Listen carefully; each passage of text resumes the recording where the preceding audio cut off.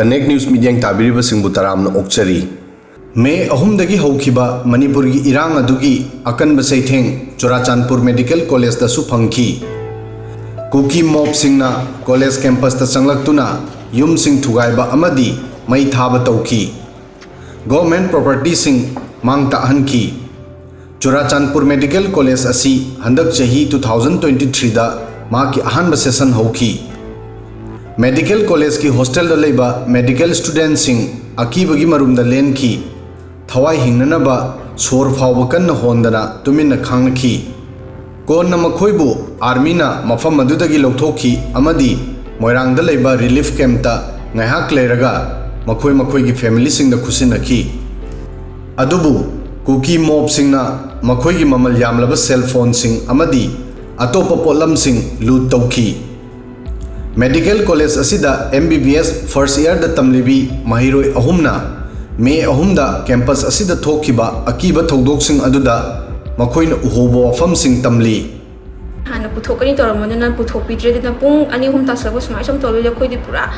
hingadra sigara singa sigi no misiga lela ding arang de maina taw katra pakhabde khoidi pura kainom tawreba hingzima len ladi kamaina kari tholakan kari tam kari oira kadi khanbada nakanda mai sakhalak paje akhoi sukang khang de ei ka da le kan sukang khang de mayam ne imanaba no kok thoro kana na bai nakanda mai cha khol noi thoro mai thari badu kana no har kana moi cookie gi move adegi mayam tawraga ne ba thai chei nung da gorong thinbo khopo da di gate ta kai da thinga le leibam chapang sukang khang de ba tawri je du juga nakanda leiba mayam ne mai lam khopa dagi police air ke line no mai ka pa kho mayam tawre akhoi su ai di pura ai gi oina di matang da ai chini ngani kem khangde o imai pa je amu hanna udana ngasi numi se chirne ai wakhan adu chap yong le peba tangi hostel da mai thaba hore ese jo koi khangde koi gi class ki boys nam na thoglo kholo ground da har koi campus manung da di leiba ground nam da thoya da na tangi moi gi yum na quarter khangda ba ma mai thaga le adu ga moi gi adu punsi ga han boy ubani na khoi dia khoi gi hostel du cha en adum le khoi hostel get to ge hek tai na bani na adu gas ke kai so moi gi yum du gi pokhara ki aduga date 4 da akoina mai thaba khotpa yamna akoi gi hostel akoi college ka naknaba daida maitei le kai leiba daida mai thaba gi mai se akoi tasengna uba phangi aduda adu ubda akoi se yam ki ba phaugi khoi sada aduga numitida akoi se leiraba matungda akoi mai muthatlaga wang amta ngangdabida akoi numidang se leire aduga pung 9 makhai muk tarak pe saida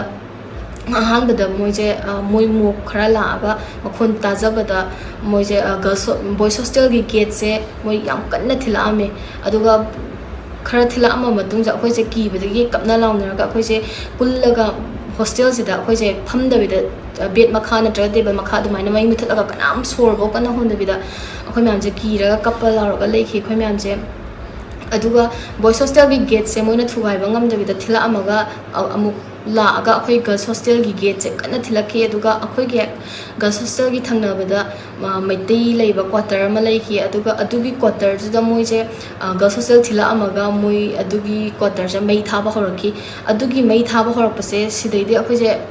ki akhoi communication tawbasi ju evacuate tawba lakpagi thajabasu leitramina akhoi leiminabado ge akhoi je ki manbadagi nupa kai tawraga akhoi je akhoi gi girls ki loan da pulap puthoga chen thoga akhoi leiki akhoi myam pulap leiki Phivam asida college asigi faculty amadi students sing safe oina karamna hostel da hangadori. Hostel asida Tripura, Ghaziabad, Lucknow na chingba tongan mafam dagi students sing yauri. Makhoi gi mama mapa sing na makhoi gi degree mapung phana naba Churachandpur da karamna thagadori. Churachandpur da halakpada makhoi safe oiba phawgadra. Wahang sing asigi paukhum ngasi su phangdri. Video sidang asigi di matang asoi phawbadang thagasari.